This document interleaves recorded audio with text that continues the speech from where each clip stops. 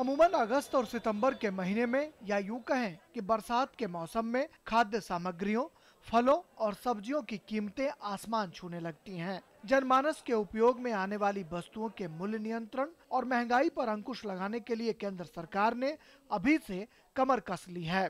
इसी कड़ी में भारत सरकार के खाद्य और उपभोक्ता मंत्रालय ने देश भर के खाद्य और आपूर्ति मंत्रियों का सम्मेलन दिल्ली में बुलाया।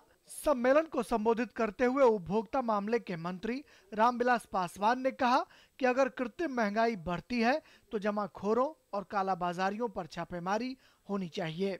यदि आपको लगता है कि जमाखोरी के कारण से हो रहा है, कृत्रिम महंगाई बढ़ रही है, तो फिर उस दिशा में कारगर कदम उठाने की आवश्यकता है।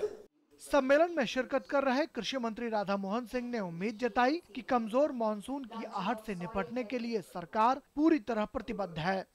ऐलान कर सकते हैं कि चाहे जिस भी प्रकार का संकट आएगा, भारत सरकार राज्य सरकारों के साथ मिलकर, देश के कृषि वैज्ञानिकों के साथ मिलकर, देश के किसानों के साथ मिलकर निश्चित रूप से इस संकट का, इस चुनौती का न सिर्फ हम सामना करेंगे बल्कि उस पर विजय भी प्राप्त करेंगे।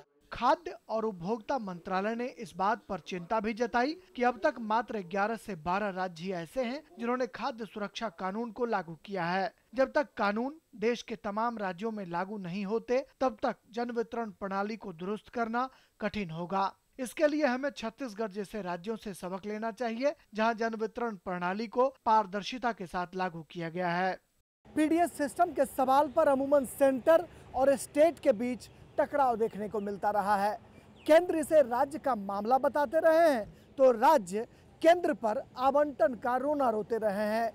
लेकिन सवाल बड़ा मौजू है कि आज़ादी के इतने साल बाद भी पीडीएस सिस्टम क्यों नहीं दुरुस्त हो पाया। ये कहीं ना कहीं पॉलिटिकल सिस्टम पर सवाल खड़ा करता है। कैमरामैन जगपाल सिंह के साथ विज्ञान भवन से राजेश राज, डीडी न्यूज़ के लिए।